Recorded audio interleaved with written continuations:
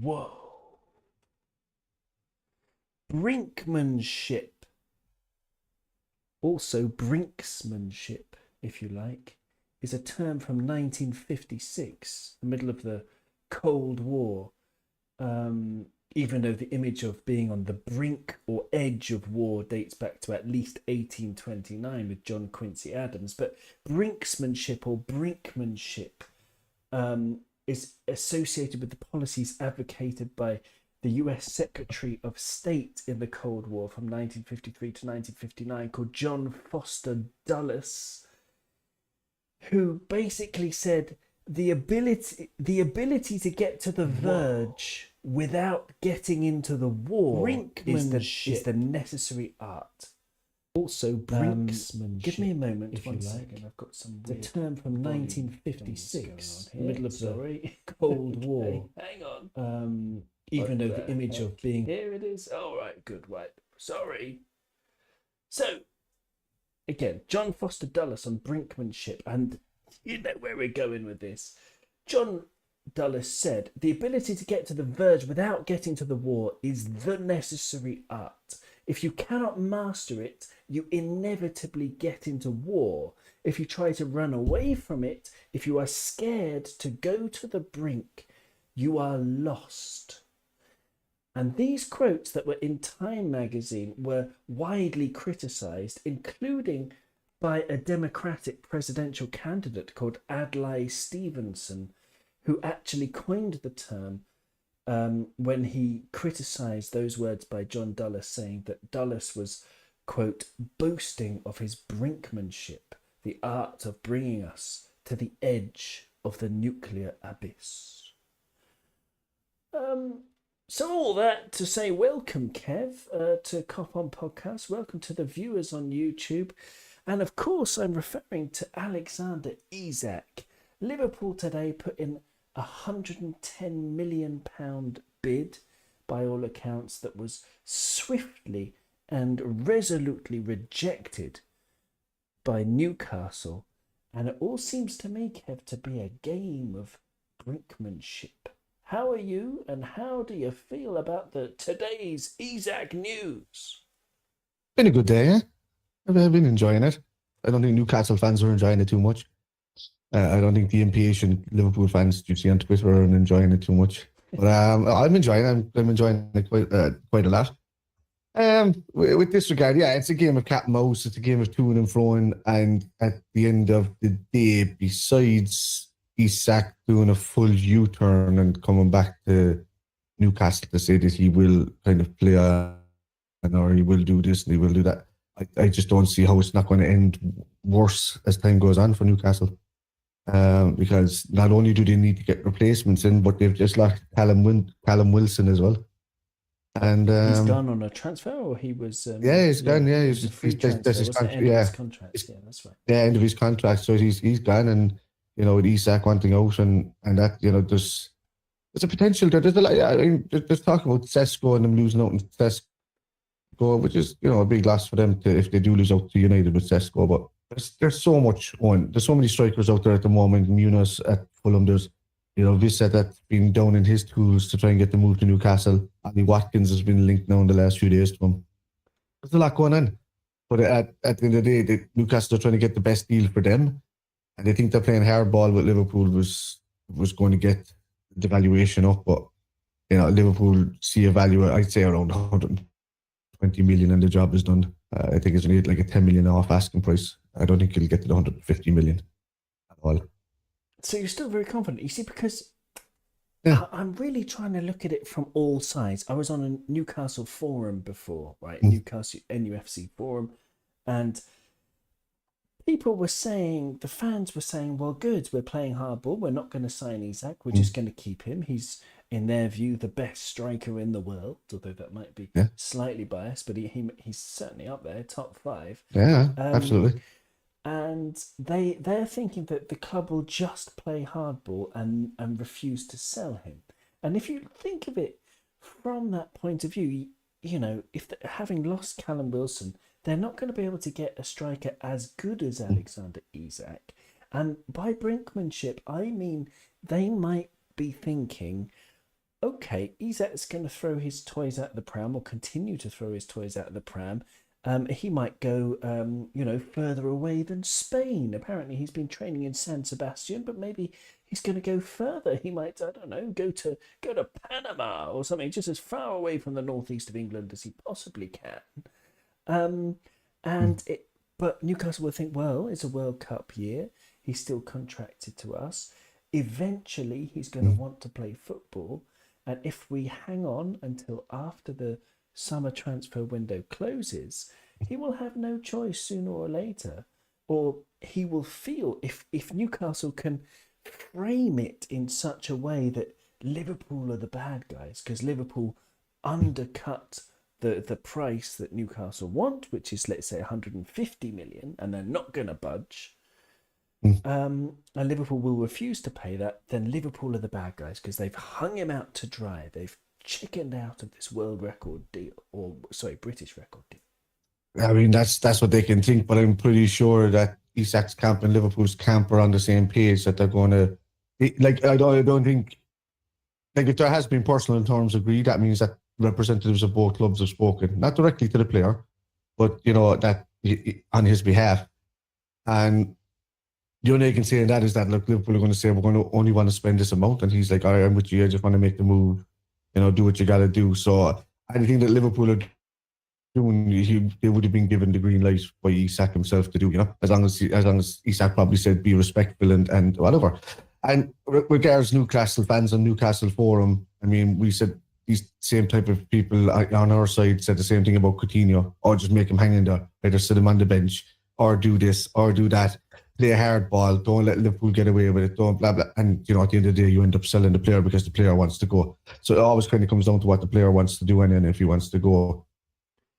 But on sorry yeah, to cut in there, but on on Coutinho, and thinking about the there is historical precedence of players who want to leave Liverpool end up staying for an extra year more than they wanted to. And I'm thinking as recently as Luis Diaz, he said last year he wanted to leave, and we said no, one more year. So Luis Diaz, Coutinho, Luis Suarez all gave us an extra year, or in Coutinho's case, an extra few months. Coutinho's an interesting example because he feigned a bad back and he feigned this, that, and the other. He was eventually brought back into the team, and that was prime Coutinho. That was his best form for Liverpool. 20 goal involvements in 20 matches before leaving in January to go to Barcelona. Maybe this is what Newcastle are thinking. Like, it's not gonna. He'll still be a very good player when he comes back into the Newcastle team. We'll keep him at least until January. The difference there is the money we're talking about as well, because you have Luis Suarez, that was famously the 40 million and £1 or whatever it was from Arsenal to come in. Now, Suarez says you can entertain it if you want, but then Liverpool asked Suarez, do you mind staying an extra year, and we'll let you get your move to Barcelona for much more money, and the club can accept it. And that's a deal that benefits all the parties. You're not going to get that with Isak, but because Newcastle are saying Newcastle just received a bid of £110 million. So in that standard, Isak, like that's more than enough to cover, what you need, or that, just do the deal. So it's a different scenario in that way. Coutinho's thing was that the interest came kind of late in the window for Coutinho that time. And that's it, it only picked up a bit of pace as well when Barcelona were the kind of the really nasty Barcelona at that time, where they were telling players to kind of like, playing away from the teams and do whatever, kind of like Real Madrid still are right now. And it's a weird one because the Coutinho transfer, we got the money that we wanted from, and that was only a few months later, but we knew there was interest there, but it wasn't as heavily done or heavily, like, I mean, apparently this has been going on with Isak since the middle of last year. That he's known that the interest has been there from Liverpool. He's informed the club of what he wants to do. The club didn't keep their promises to him. So there's broken promises there on the club's end for Newcastle. That's why to Isak, Newcastle have been the bad guys. To the fan base, Isak has been the bad guy. And, at the moment, Liverpool are the only people that are just conducting themselves with decorum and doing everything the right way. So, Isak sees that they want, that the club wants him to come. he's been quoted himself as saying, the broken promises are just not great. It's unattainable at the moment, and you could tell even by his managers, by Eddie Howe's demeanour, that he's also said, depending on what happens with his future, like no manager talks like that unless he thinks that a player's on his way out the door. No people kind of almost quote clubs. There's journalists and there's people in Sky, there's people in the clubs that are saying everything but saying the name Liverpool up until today, until an official bid went, and now they're going to start saying Liverpool. And there's a lot going on, and the Newcastle fans have a right to be upset about it, or they have a right to, in their own chat, in their own domain, where there's no outside influence, they're going to say all the positive things that would keep Isak there at the club. They're going to think of it that way. They're going to think that nobody's going to want to leave their club at that stage, because we would do the same thing at our club. But for me, at this stage, I think it's still variable. And this thing today with Ben Jacobs coming out, apparently, a lot of people have been quoting him on it by saying that he said that it's the only bid that's going in for Liverpool, and it's not. And now other people have come out and countered that. Other journalists in the last 2 hours or so, they've started coming out and saying, no, Liverpool are still in there and they still want to be involved. They just wanted at the right price. It's not this thing of no more bid. Poor Ben is getting slated left, right, and centre. I'll bring up online, that tweet on the screen there. It says exclusive from Ben Jacobs. Exclusive. Liverpool have no plans as it stands to bid again for Alexander Isak this window. That was 4 hours ago, as we're on YouTube now, as we're recording this. No plans as it stands. It's the whole as it stands thing which gives him a get out clause, and it tells you that he doesn't really know. He's not saying definitively Liverpool are not going to bid anymore. Yeah. But what do you make of the fact that Liverpool informally approached Isak the other week with 120 million, and then the formal approach was 10 million less than that? What do you make Who said it was formal? Informal. It was, according to Craig Hope, who's the the Newcastle Newcastle journalist. There's a tweet here. It says Liverpool say they will not make a second offer, according to Craig Hope. But I don't trust anything this guy says, because he works for the Daily Mail, which is an absolutely horrendous publication. And I've just watched a video of him today, actually, saying stuff, and he's just randomly saying stuff, and he's out to saying he's on the laptop all day long, and he's linking back and forth with people, and that, which is great. I mean, that's his job. He's supposed to do that, but there's no sensationalism in reading the same thing over and over again. So they'll just mince words in different ways just to make it look good. So but he might have had a point in terms of it being 110 million with the formal offer and 120 million with the informal offer a couple of weeks ago. But what's interesting in one of Craig Hope's tweets for me is he puts, after unsettling Isak and going in way below the number they knew could make a deal happen, all of this just for that? Is it a tactic? Or are Liverpool ready to leave Isak in limbo and walk away? But it's the part where he talks about going in way below the number they know could make a deal happen that makes me think that he knows that Newcastle's stance on Isak has changed, because it's gone from he's not for sale at any price, which is when we made the informal offer. That's when Isak said, okay, well, I'm not going away. I'm not going to play against Celtic. I'm not going away to Asia. And, I'm going to the mountains because Zubamendi told me that the sausage and cheese is good in the mountains of the Basque Country. He's renting his cabin. Well, yes, exactly. So either Isak's going to stay there because it's apparently the most glorious place in the world, or Liverpool have actually gone and lowballed Newcastle. Is it a tactic? It's an interesting question, even though I don't like I don't like Craig Hope. I mean, presumably the tactic is they know that Liverpool have the player who wants to go. The personal terms are probably agreed, as has been reported this week, and Liverpool are looking at Newcastle saying, okay, well, you've obviously got PSR issues, because if not, you would have signed 10 players already.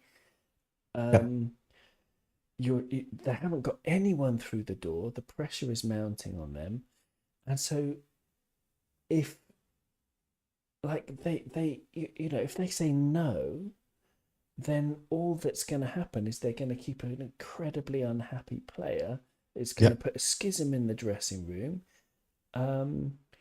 And maybe all of this will help Liverpool get 3 points against Newcastle in August as well, which is something that I can't Yeah, escape. I can't. I think that's the most ridiculous of all the statements I've It's seen a, around. Oh, this is just a thing to get 3 points against Newcastle, of which we tend to get anyway most seasons.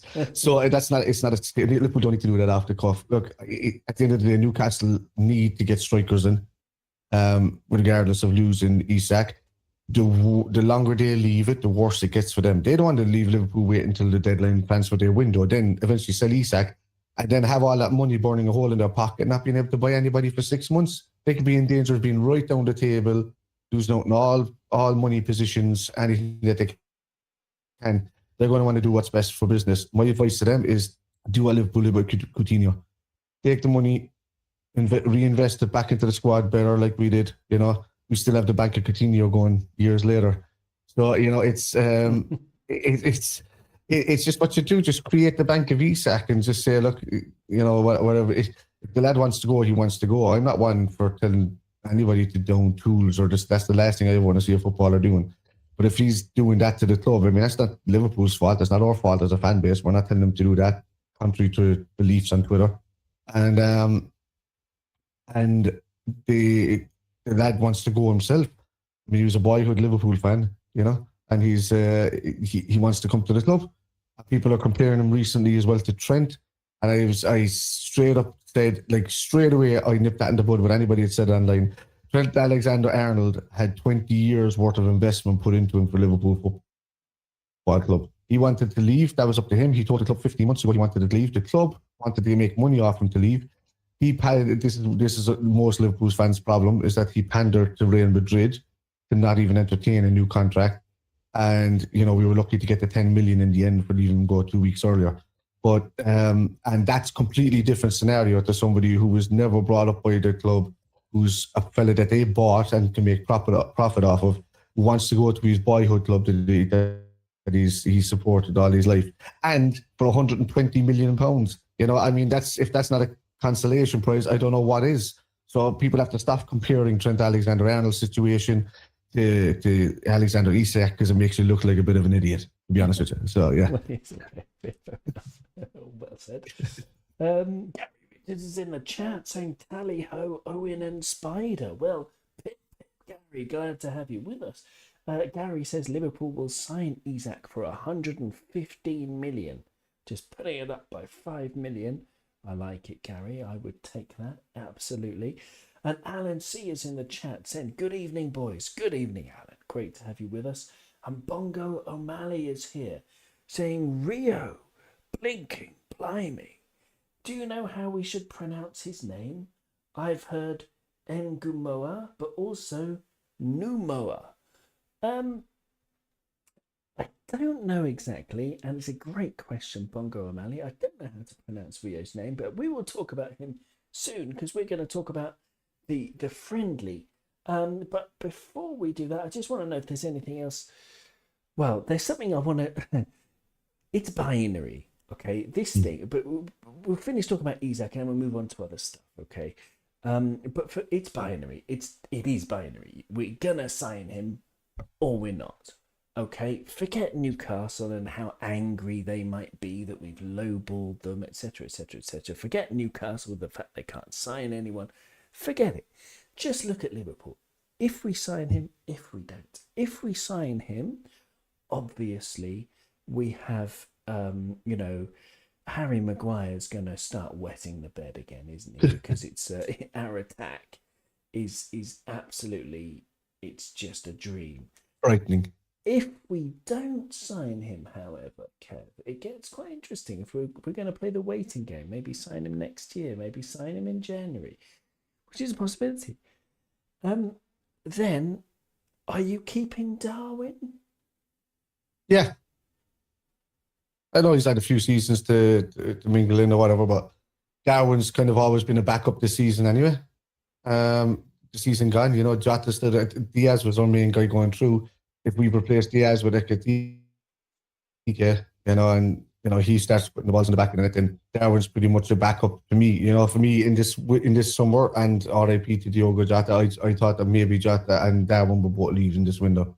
I just thought maybe Jota's injury record was starting to kind of catch up with him a bit, and Darwin just wasn't hitting all the ground running. But even in saying that, Darwin Núñez has a better record than most of the strikers out there in the league in the other top 6 teams. You know, he's a better record than Everton's. He's a better record than United's. He's a better record, well, except for City. He's a better record than Arsenal. He's a better record, you know, than all these teams. And City's is the only forward line team that's probably been on par or better than Darwin in the last couple of seasons. So yeah, that's you know, it's a worst case scenario that Darwin stays around, but it's also not the worst case scenario for us in the long run because you know eventually we're going to replace him anyway. But the Isak situation, I can't see how that doesn't get resolved in this window. There's just no planet where I can't see him moving now with everything that's going on. There's no planet where I don't see Newcastle accepting him. But the fact that they're entertaining even a number and that they're not saying that and most of the credible journals are saying that they just didn't feel that the number was right, then that's telling me that there's a sale there. It's not just that they're saying like exclusively no. I mean, Newcastle have every right to turn around to Isak and say, you know, you want to finish your contract here, and that's that. Fair enough, but then it'll be up to him to turn into that type of player, or do they want to keep that type of player around, hoping that he turns his head back to normality, and you know, gets to love the club again or whatever like that. But you know, the fan base will always support that, but it's still a bad scenario to be left in. I mean, you're going to be selling them next year for way less money. And, you know, with 2 years left in his contract, they're suddenly making 70 million off a player that could have made 120 million off of, you know, 70, 75 million. So it's for Newcastle, and especially for PSR, especially for everything else that's going on, it's in their best interest for them to sell now, unless they don't care about that stuff and they just want to keep one of the best strikers in the world, which is fair enough too, you know. So what's your percentage then? What percentage chance do you think Liverpool have of getting him? It's sort of a 90-10 for Liverpool? 85-15. 85-15, yeah. Okay. As it stands, because that 5% is only for little bits of news that came out today. I would have been 90-10 this morning. Okay. Yeah, if you said it to me, so it's 85-15. Yeah. I'm not that optimistic, you see. I'm only 55-45 in Liverpool's favour. I think there's a very strong chance of Newcastle just holding firm and just saying, you know, in a power play by the Saudi Arabian leader of their club, to say, well, no, we're not going to get bullied in the transfer markets. I think that would be a foolish thing to do for several reasons, but I think and their amount of money as well, Owen, doesn't make a difference to how rich their owner is, because they still have to play by PSR rules. Which and is at the moment, ending at the end of next season as well. It's just finished. No, next season. Oh, the end of the season coming in 2026. PSR is going to finish. Okay, so but even in saying that, they still have to stay within that realm of where if they want to strengthen the club now, they can't spend much more money, and the only way to do that is to balance the books for them. So, yeah. I mean, in a sense, if he does that, the president, then it's ruining their season. But yeah, okay. I would say 55-45, and if we don't sign Isak, then yeah, I would keep Darwin, because you know Florian and Mo are going to be setting up the chances instead of just Mo, because as much as I love Gakpo, and I really do, there was no ever particularly strong Gakpo-Nunez connection, was there? But no. Wirtz just looks like such a dream, man. He's an absolute dream. I'm going to share a picture on my screen of the new kit, which came out today. Adidas, a 10-year deal. I didn't realise it was a 10-year deal. Yeah, it has to be for the size of it. That's why we're only getting 60 million a year instead of 75 that we had with Nike.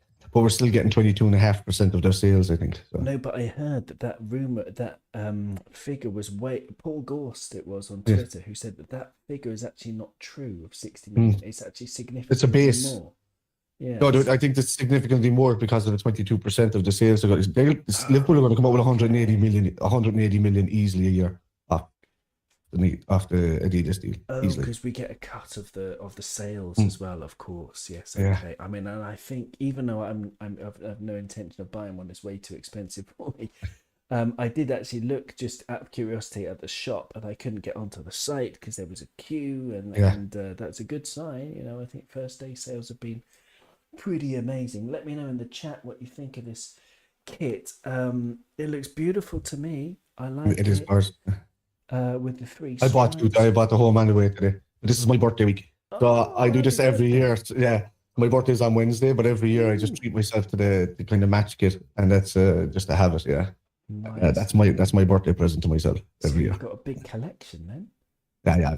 Fabulous. And I give some of them to my dad. If they're not important, like, you know, league win, like I'll keep last season's one because it's a league win season jersey. I keep the Champions League one. I've got the special one from the Champions League one just after we won it when it came up in June. And I got those as well. Other ones I just give to my dad and stuff like that because he never buys jerseys. Oh, that's nice. I only use them for watch alongs. I don't even wear them when I'm going to the games most of the time. So yeah. Oh, so you're the right person to ask then. What, like, have you got a favourite one? Of the favourite kit? How does this kit compare to? This looks wise at the moment. This one is probably going to be one of my favourites for the foreseeable future. I buy the match ones because it's a different material. I don't like the kind of sweaty, clingy, nylon-y, silky material that you get in the stadium ones. But I buy the match ones because they're better material. They're more cottony and airy, and I like those ones. But there's been a few that I've liked. Last season's one was okay. I think I like the 2019 one, and I like the season before last season's one as well. I just think that when they did make a good jersey or a good kit, Nike, they tended to either mess up a collar or they tended to mess that didn't just suit the set, and it could have been just like a peak jersey. I think everything about these kits now at the moment is clean. It's nice. The designs are simple underneath the Adidas. They're just going, it's all about the colour of the jersey and representing the Adidas stripes, and that's kind of what you want in a kit, really, instead of all of this. It's all of this going on artistic stuff that's happening underneath kits and stuff. I appreciate a good bit of art that should be thrown up on a wall. I don't want to see it on a jersey. That's the kind of guy I am. I don't care. The art is the colour itself. It's the football played on the pitch. As long as it looks good. Yeah. No, I like it. I've put on the screen Alisson Becker looking resplendent as he would in whatever he decided to wear, in a pair of postman pat pajamas or whatever. But he's I like the shade of green. It's a sort of a vivid green on Ali's kit. The shade of red seems right, because that was one thing with Nike, that they got the actual shade of red wrong, which is kind of a really basic error. If the kit is red, then get it the right shade of red, guys. But gone back to kind of Shankly red now, isn't it? Instead of like this darker red. I think New Balance got it right with the Shankly red when they added for a bit as well. But I think the Nike ones were just slightly just off. I don't know what it was. It was like a pinkish shade through them. Sometimes there's a bit of a brownish shade through them, and it's look, we won a title in one of those kits, so I'll try to that kit. And but these ones, no, these are nice. These are going to stand out on the pitch, lovely. They sure will. And the last one you can see on your screen, and I'll explain for the audio listeners that Gravenberg is in the home kit and Wirtz is in the away kit. The away kit's a bit odd with the red badge, but I like that. Something a little bit different. But yeah, I mean, I'm not the target market because I'm not going to buy anything. But I think it's pretty cool. I'm going to look forward. Those badges you see they're throwbacks to different badges throughout the eras of Liverpool.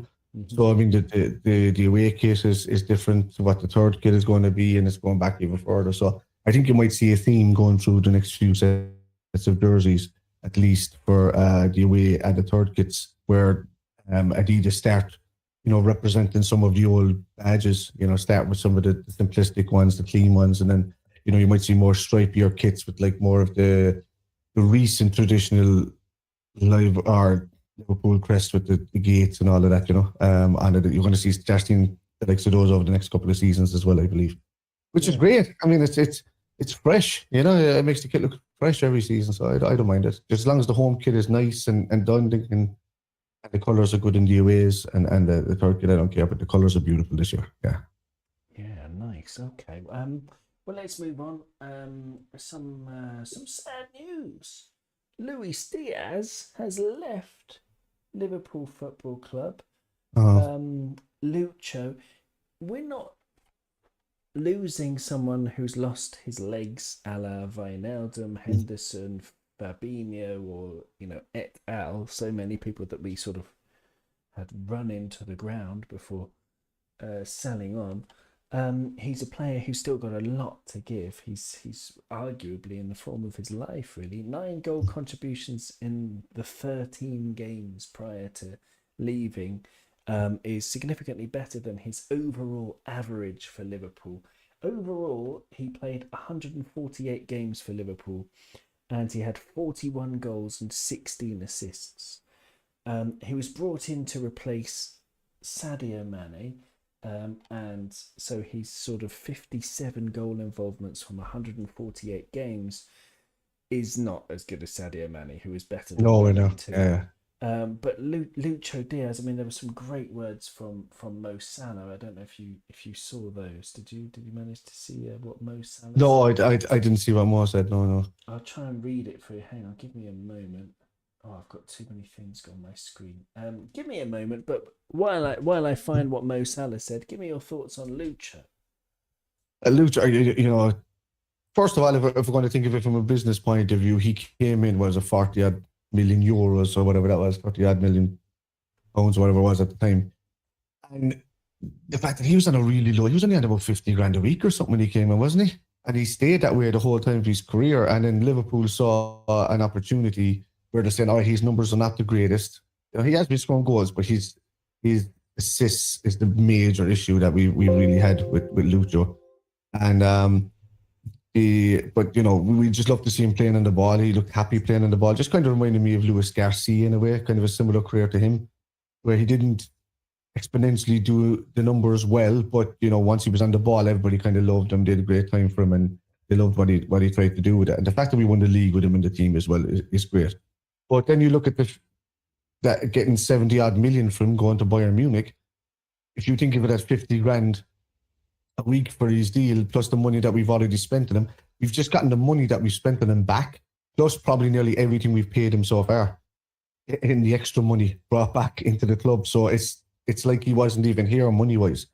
So, and it's just a reinvestment back into the club. But look, Lucho, he was a brilliant character. He was a good lad. The Liverpool fans took to him really well. He took to them, and the support that he got that time with his dad was great. And I think what really started to kind of taint his legacy a small bit at the club was that the instant that everybody was like backing him for his dad or supporting him for his dad and the whole lot, his dad came back and 2 weeks later said, "Oh, thanks everybody. But Lucho loves Barcelona and he wants to go to Barcelona." And once he started saying that, everybody was just like, do we just cry for this? Was everybody just like crying and pandering for this man? Or like, what's this dude saying? You know what I mean? And why is he talking like this? Like, and you're just like, oh, God. So, I mean, there's nothing you could do. You can't cure stupidity, but you can at least praise it when he plays football on a pitch. So it's the only thing I can say about that. Good luck to Lucho. I enjoyed watching him playing football. I enjoyed the passion that he had for the team. I love the fact that he's gone out to make himself a few bob to at least pay him for the rest of his career. And I applaud Edwards and Hughes and co for making every penny that we've spent on him back, including these wages, and reinvested in Nketiah. So yeah. Yeah, it's incredible stuff. We've got some breaking news, but before that, I'm gonna give you. It's not nothing too exciting. The breaking news, and of course, the audio listeners will know But anyway, I'll come back to that. I'm going to give you, as promised, Mo Salah's words on Luis Diaz. He put on Instagram, Mo Salah to Luis Diaz. He put, "Your energy, drive, and passion on the pitch have left a mark that won't be forgotten. We were truly lucky to have you at Liverpool, and it's been an honour to share part of your journey and success story. As a teammate, you were more than reliable, you were inspiring. As a friend, even more so. We all saw the strength it took to keep going through the tough times off the pitch. What you went through would have broken most, but you came back strong and gave everything for the club. That kind of resilience sets an example for others and earns nothing but respect. Wishing you all the best for what's next, Lucho.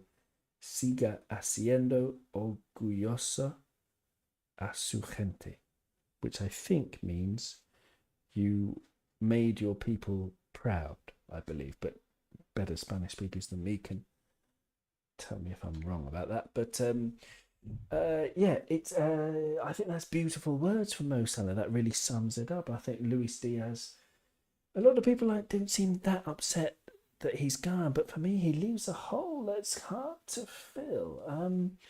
Bongo in the chat at the beginning of this mentioned Rio. As, Oh yeah, it's Ngumoa. yeah, but is there a stress? Is No. there like, because there's stress in words is where you put a stress on a syllable. So Yeah. is it Ngumoha, for example, or Ngumoha, or Oh, it's no, it's Ngumoha, or yeah, you know, it's Moha. so So it's Ngumoha. but So is it's the that Moh, equal? Moh, and Ha. So yeah, there's a stress there. There's a little bit of stress there. But where does it come from? Do you know? I don't. Which I'm team? reading it here, and the way they would say it is REE dash OOH, and then it's Ngu. So as one word, so NGOO. Ngu, yeah, okay. Yeah, okay. Dash, and then it's capital MOH, Moh, and then dash Ha. Moha. Yeah, but that sounds like, that looks like sort of a Google thing. Mm. Is It's just spacing it out. I'm just doing AI is doing that for me. I'm not. yeah, that's what I mean. Yeah, It's yeah, AI. yeah. No. But what I mean, what I want to get into is like, where does it come from? This name, like, Oh, like Trey Mioni, for example. yeah. I did some research on his name, and it's a name that I believe it means a bird like a sparrow in a dialect of East Africa, as far as I remember. Somewhere like Uganda or Tanzania or Kenya, there is a dialect where it means sparrow, which is a great name. Okay. But anyway, let's move Nigeria, on to anyways. this breaking news. That apparently El Hilal are definitely in, according to Ben Jacobs. They're definitely in for Darwin, which has been. So I mean, if we get top whack, see, I wonder if this is part of the tactics. Okay, bear with me on this. This would be genius if Richard Hughes had thought of this, but we lowball Newcastle. We know they're going to say F off, but we say to them, well, we can't afford it anymore. We've spent too much money. We don't go for any centre-backs or anyone else. We say, well, that's all we can afford. So then the Saudi guys get onto their mates at El Hilal and they're like, oh, put in a bid for Nunez, 100 million or something, 80 million for Nunez. We say, Liverpool say, okay, we accept it. Then Newcastle say to us, well, now you've got the 80 million, give us 150 for Isak. But then, if that's the case, if we sell Nunez, would you do it? Would you take that, with that bait and buy Isak for, say, 150 million? If the Saudis end up giving us tons of cash, or do we get someone like Mickey Townsend? We put our faith in Ekitike to lead the line. We get Mickey Townsend from Lyon for cut price, 60 million, 50 million. And we've made a ton of profit. And then we go and buy Gehi and the central midfielder that we badly need, in my opinion. Well, I think we're buying those guys regardless of whether we get Isak or not. Because Liverpool's gap is up to 500 million for this season. We could spend five, according to what's his name, Kieran the Maguire? football finance. Yeah, the football financier. He says that we could spend another 500 million if we wanted to, and still be compliant. So all these clubs know this. It's whether Liverpool want to say the money is there or not. That's up to them. But you know, at the end of the day, I still think it's going to come down to Isak and where he wants to go. I still think it's going to come down to Isak pretty much telling Newcastle, look, he's probably already told him I want to go, but see what you can do with Liverpool. But then eventually he's going to step in himself and say, look, just accept the next offer or whatever it is. His representatives will probably turn around to Liverpool and say, we know that if you offered something like this, they'll accept it. But it's Newcastle that are the guys that are going to shoot themselves in the foot. Like, no word of it. Like, they're going to leave themselves high and dry, wide open for the season if they don't get in that attacking power, and they've got one that's currently kind of almost on strike. So then you're stuck with a player that doesn't want to be there. You haven't reinforced the strikers because you can't stick compliant within PSR, and then you're left with nothing. And I mean, they're not going to try and sell Isak to Saudi because he's refused to go there, or he's just point blank refused. I'm not going anywhere near there. Darwin doesn't really want to go there. I just don't know how the conversation hasn't come up yet, where we turn around with 80 million and Darwin Núñez and offer that. 80 million pounds with Darwin Núñez, offer him that. That gives them money to go and get Wissa if they want, or Watkins, and then still with 30 or 40 million left over to be able to go and get, maybe another midfielder or centre back or something like that to build up their squad. I just, I don't know, they're getting Aaron Ramsdale, isn't it, for on loan, just to kind of. That is so uninspiring, man. That's like, my auntie's, I don't know what she wears to church on a Sunday. It's just beige, man. It's beige and predictable. Yeah, it's just, I don't understand. I just think Liverpool are comfortable regardless of if they get Isak or not. If you get Isak, I say we can nearly win everything. And that's not just being cocky. I'm just looking at the players that we have, the longevity that we have, the players that just won the league, and we would still consider to be probably backups going forward. Because I mean, look how good Szoboszlai was the other day, but yet he could end up playing second fiddle to Wirtz. Everything depends on injuries, though. Yeah, it does. Oh yeah, of course, obviously, but just on a basic level.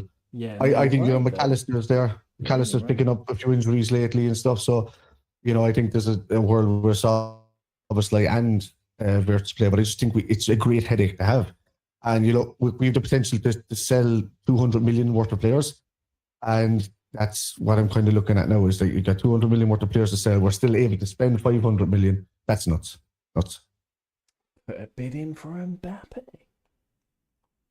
A couple of comments. Gary Richard says, "Give Ugo the 9 shirt ASAP." Okay, Gary's kicking Darwin out the door. Bongo Mali says the evidence. Oh, indeed, the evidence does suggest that the universe is in a supermassive black hole. This is something we mentioned last time on Kop On podcast, as as revealed that the latest astrophysics mentions that the entire Earth could actually already be inside a black hole, and there's also one at the center of the universe, Sagittarius A. The center of our galaxy, the Milky Way is spiraling around Sagittarius A star, as they call it. But we could already be in a supermassive black hole. So Bongo O'Malley says, the evidence does suggest that the universe is in a supermassive black hole. What a time to be alive. Good old Liverpool and scientific research. Gotta love it, Bongo. It is, yeah. Stuff. And then Alan says, where was the findings? Where was the findings for the recent black hole? Who found that? Or is there an article there? I'd like to read that afterwards. Oh my gosh, they've just opened the Vera Rubin observatory in Chile, which is incredible. They've got James Webb discovering things every day. I mean, they only release things bit by bit to the public. Yeah. But for example, they've managed to observe each other and they're going to merge eventually into like a supergiant, but it's two super massive black holes that are Wow. orbiting each other. So Wow. yeah, I wouldn't go there on a Sunday for a picnic, but you never know. Yeah. And yeah, Alan says a great point on Darwin. Don't forget it's Michael Edwards in charge again with 3 thumbs up from Alan. Yeah, man. Alan, that's a great point. Mickey Edwards, Mickey E. You got to think of those black holes as well. You got to think of those black holes as well. Like, I know we have an understanding about what happens around them, what happens as it, but we don't know what's happening on the other side of them. So you're kind of sitting there, kind of going, "What if it's just like us, like 100 years ago, 200 years ago, when people thought they were going to fall off the edge of the earth?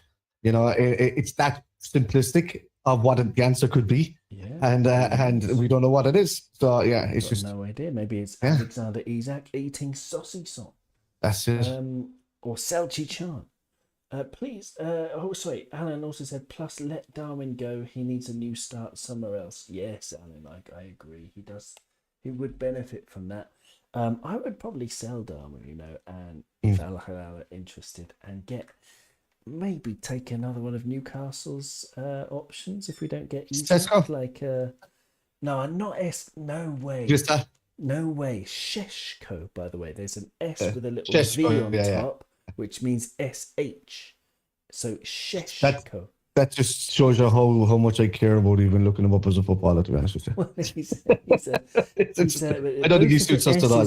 In his name have little V's on top. V's, turning it into an SH sound. So Sheshko. It's actually quite hard to pronounce, but every little helps. Rubbish. Apart from heading, he's rubbish. Basically, I've looked long and hard and deeply into his stats, and nothing to write home about. It's very much he's the next Vlahovic or the next Jovic or the next one of those who just not worth it. Not worth it. The only point that I care about in all this situation is where does Sean Connery like to shop?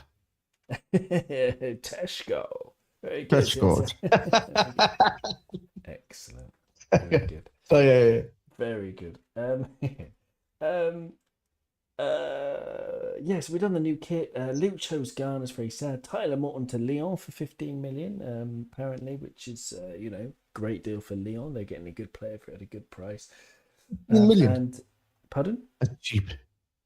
50 million, yeah, but it's Lyon. Olympique Lyonnais. They don't have any money, and maybe it's part of the deal to get in Mickey Townsend or Malik Fofana. Oh, okay, Malik Fofana. Mickey Townsend is a great player as well, but we already have Wirtz in that position, I think. So even though unless you're just going to play him as an out-and-out 9, but Fofana is definitely a Gakpo competition. Mickey Townsend is an Isak false 9 sort of thing. As long as he doesn't drop too deep. But I don't know. Also, James Milner is going to wear number 20 for the following season as a tribute to his buddy Diogo Jota, which is a beautiful thing. Beautiful tribute from a great man, James Milner. What a solid guy. What a good person he seems to be. From the outside, we never know. From the inside, but he just seems like such a good guy, doesn't he? We're so genuine. Yeah. Blessed to have had so many sound people representing our club. James Milner reminds me of a fella that if it wasn't 2025, you probably could have seen him going down in a flat cap and a tweed suit with a walking stick, and just being he was like an old guy at 17. He's that kind of dude. So that he just seems like simplistic things in life just make him happy. Wow. He seems like a less cranky Roy Keane, really. So, yeah. yes, exactly. Exactly. I don't know what else to say. Yeah, we played Yokohama. I think we looked dodgy, Kev. I think we looked dodgy as all hell. I think Yokohama could have scored 4 goals until McAllister came on. And when McAllister came on, we calmed down and played our football and played really well. But I'm actually even though we played 2 pre-season games, but against a very poor Milan side and against a poor Yokohama side, they honestly, for me, could have scored 4 goals. Are you worried? I don't know. I'm not too worried when the season kicks off, but I mean, for most of the games that we've had so far, really, I mean, Ibu and didn't really play together as a centre back pair, and we don't know who our starting right and left back are because I mean, Frimpong has been playing separate, outside. It's kind of Bradley's been playing with Kirkes, and I haven't really seen a scenario fully yet where I've seen Frimpong and Kirkes on the same team together.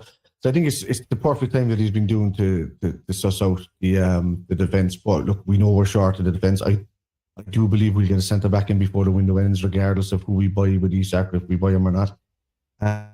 I just think that it's probably one of the easier options that we have to buy. We have these next 4 weeks to do that, and I think once they fully assess what's going on with Joe Gomez's injury, that'll tell a lot. I don't know whether he's going to promote Nalo or whether he sends him out on loan. I don't think he's ready for it yet. I don't hope not. I hope he's gone out on loan. I don't want to see anybody coming in from the youth system in our defence, to be honest with you. But no, at the end of the day, you can't go into this season with losing Kwanzaa and not replacing at least a 4-try centre back, really. Absolutely. Which is why I think Gahey's the best option. But Crystal Palace are holding firm on that. Where they're going to get, I mean, since last season, they're going to get 40 million from him. If they leave him go now, he's just going to walk for free in the summer. Like Liverpool will just come back him from next summer and just buy somebody else. It's just, I find it really silly on Crystal Palace's part of why they would not sell him for 40 million. It's just, I think that's a very generous offer for a fella in his last year of his contract. I think most of the time we could have got him at the same price as Frimpong at 29 million or something like that, So it makes no sense to me. But I still think we're going to be doing that deal. And as enforce wise, if we're keeping Endo and as we know, we got Gravenberch, we know we got McAllister that can play that position. We at times when he needs to, and I don't think he sees that as a priority. You and I both like Believer, and there's another couple of options out there we could get. But if I was saying that, you could have had another option of like buying an aging Paulinho, bring him in as a backup or something like that. If he wanted to get out of Bayern Munich, he's gone to Spurs. He's going to Spurs, yeah. So we could have done that, but like he's going to Spurs, obviously. So, but the other options I can't see. I just think centre back now should be priority. The minute Isak is done, centre back should be priority. And once I see a centre back coming in, then I'll be completely and utterly happy the season. I don't want a scenario again because we know how injury prone Ibu can be, and we know that Gomez is now becoming, because before, as I said, I've always backed Gomez up. He's never really had injury problems. He's just had 2 big injuries that have caused little problems outside it. But now the problems are starting to mount up a bit for him. So I would, you can't rely on that. So that's pretty much just leaving you with Virgil van Dijk in the defence. And that's not good enough. He's 34. Yeah, but it would be. And Wataru window? No. To not sign another centre back. I mean, Wata. I mean, the way we play, we need, especially with Wirtz playing. Let's say, for example, we're going to go 4-3-3 with 2 deeper lying central midfielders with Wirtz to just roam wherever he wants on a free roll, which looks like it might be the case. Behind the front 3, you've got Wirtz behind the front 3. That leaves basically our fullbacks who are going to attack. Frimpong and Bradley both going to attack. Gravenberch will drop back. Kirkes, of course. Yeah, so you've got a back 2 or back 3 if one of the DMs drops back. But Gravenberch doesn't have blistering pace, so he's not slow, but he's not lightning either. Virgil doesn't have blistering pace. Our fastest defender is our most injury prone, Konate. Frimpong can, I don't know, if he's not like at the back post or the near post or whatever, he can run all the way back maybe.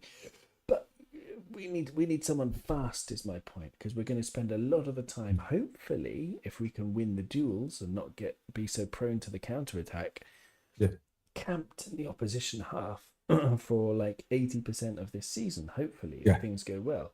So we need someone fast, Kev. We need that's I see number one. I seen Slot as well, like tempting with Robertson, playing him in centre back as well in certain aspects, because he wanted to see something out. No. So I don't kind of want, because you don't want his legs to be burnt off him as well. Plus, you don't want to be moving Virgil over to the right either. And he's not lightning anymore. He's not lightning anymore. No.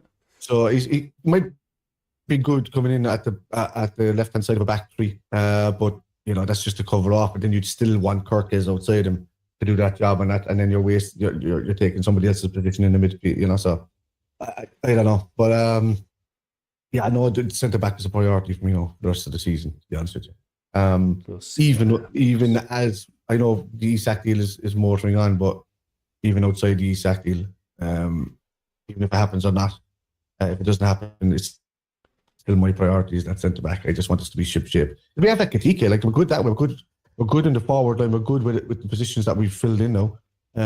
Isak is just an icing on top of a really, really tall cake, and it's a really tall creamy cake at that. But yeah, but the problem is the base is made of sugar instead of putty. So you just need to be able to make sure that fills in. You need a bit of flour to run in there so that it hardens up. So yeah, I would definitely have a centre back coming in. Outside of that, because it's just going to be a giant cherry on top of a really flimsy cake. Otherwise, so yeah. That's right. It can't be hollow in the middle either. Yeah. Yes. Just one final thing then. I mean, positives. The main positives from pre-season, two of them really, Neoni and Rio, and Frimpong, Viets. There were lots of positives, but the two kids, Neoni and Rio, I just want to say how impressed I am by their attitude as much as anything. They both seem like basically they've got the right idea. They're not playing with pressure. They're playing for joy. They're playing because they both just love kicking a footy around, just like you or I would, Kev.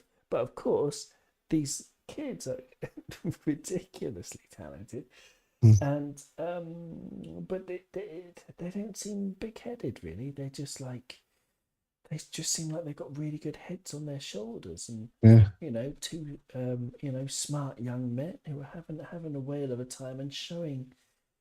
Maybe not the world, because maybe the world hasn't woken up to how good these kids are. A lot of the world won't even know their names yet. Actually, I would go on. I would tend to say the latter on one of those, because all I'm seeing on Twitter is other teams' video or YouTube guys and whatever just raving about Ingamore. Like, I'm not saying we're saying that he's good and we know he's good, but they're just like going, "Oh man, this kid is going to break him" or whatever. And I also like the fact that Neoni went for number 42 because one of his idols was Yaya Toure. So if that's the kind of idolizations that he wants to go for, then that's a good player to kind of try and live up to the standards of. If you wanted to kind of be like anybody, but just be his own player. But yeah, number 42 is a good way to kind of represent the idea you want to give people of where you want to go in your directional career. Yeah, I like it. And Rio, I mean, by the end of the season, man, he could have had, I don't know, what are you thinking? 20 appearances for Liverpool? 25? I hope. I mean, it's the only way. There's no point in having an academy if they don't break through like that. I mean, if he has the same kind of impact that Curtis Jones had or Trent had in their early seasons coming in, so be it. I mean, they ended up showing how good they were and, really holding down positions. I mean, Jones not so much in his first couple of seasons, but in last season especially, he's had a lot of appearances. And I think if Ingamore can replicate more of what Trent did in his earlier appearances, coming in and really solidifying that right back spot, but he can do it on the left side. Because I think this could be just the last year of seeing what Gakpo can do, really. Because just of how his numbers he's been scoring great goals in periods, but he's just, I haven't seen he doesn't really get to the byline, he doesn't get to the line enough for me. Whereas Ingamore will hit that line straight away, he will dance along that line, he will create chaos where players come towards him and he makes space for other players. And that's what you want, whereas Gakpo and Diaz both tended to shift onto the right foot to look for that bender into the corner, or Diaz would just run to the D at the edge of the box, and then he'll either end up having to pass it, never getting an assist, or he would just shoot against the brick wall. And that's not what we kind of need on that left-hand side. We do need people to run to the byline. Gakpo's been doing it more than Diaz has, hence why he's still here. But if Ingamore can do it better than Gakpo, man, no matter how good Gakpo is, if it benefits Liverpool for him to run to that byline, um, you just won't see Gakpo get game time enough to prove it otherwise, you know. So that's I'm hoping it kind of turns out like that, because that means really good competition. He can go all ways in Gamoha, but you're right. He's very direct. He's very, yeah, he's just a killer. It's amazing. I saw a beautiful video of his performance, but in slow motion, or certain highlights in super slow motion of Rio. And it's just one of those players where he's just, you know, that's probably how he sees the world compared to us, is that he sees it in so much quicker. So you know, he's stopping the ball dead, which he does as one of his tricks, which is really interesting. So he's not just dribbling from foot to foot, whatever. At one point, he puts his foot on the top of the ball and he stops it dead, and so the defender's going one way or the other, and then he knows which way to kick it around the defender. It's very, very clever, and all Yes. done in a flash. You would miss it if it wasn't in slow motion. It's unbelievable. He's got that gift. I mean, smaller players, they tend to have, you know, that series of about 7 good, really top quality years in them when they first come into. You look at Michael Owen and you look at these guys, Sterling and all that. They've got those good 78 years, but then everybody else, then they tend to kind of drop off a cliff near the end of their careers. Same with Michael Owen, same with what Raheem Sterling is like now. He's still very young, but Sterling has dropped off in the last 3 seasons or so, just because these type of quick-footed players don't tend to last. They don't have longevity, unless they slow down what they're doing and things for a bit. So hopefully he can develop as he goes along in his career. Be that animal at the start, be that guy that runs, be that guy that non-stop runs. Once he gets into his career, turn out to be more like a David Silva, Bernardo Silva, where you control the ball a bit better. You know, use that brain that he has, technique. Yeah, you slow it down a bit, protect your body a bit more. More technique than Michael Owen. Michael Owen is overrated, man. When he lost his pace, he lost everything. You know, that was it. That's the whole point. It's a pace thing. He was as fast with the ball as without the ball, and that's an incredibly rare talent. And he was incredibly quick, but without that, when he lost that at 19 or whenever his first big injury was, he was never the same player again, and he never got 20 goals in the Premier League ever. Whereas a player like James Beattie did, you know. So James Beattie better than Michael Owen in my opinion. But anyway. No, I get it. But you can see once they lose that pace, that's it. They're all about that pace, you know. Exactly. He's got the techers. He's got the technique. He has got the technique. Yeah.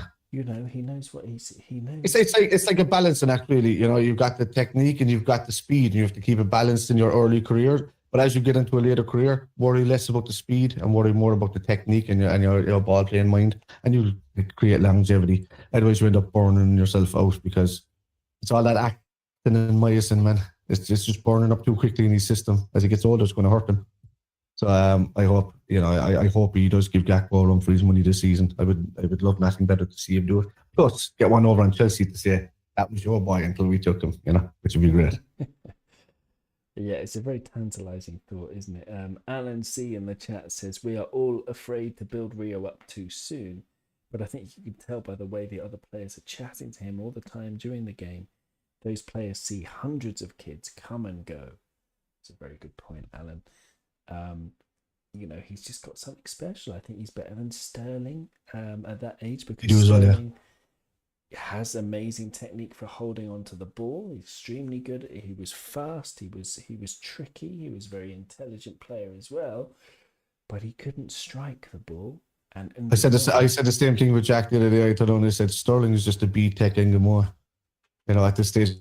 Very much. So. No, but very much. I think so. Yeah, I think, and I was raving about Sterling back in the day of how quick he was and how good he was in the youth system, and I've got this feeling and then some for Ingemore as well this time around.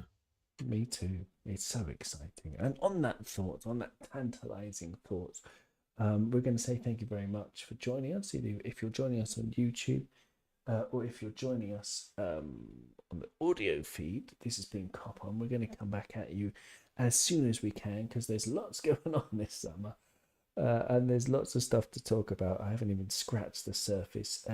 16 hours was my longest non-stop conversation about football. There were some substances involved back in my earlier days, and I don't recommend that to anyone, so I won't go into too many details.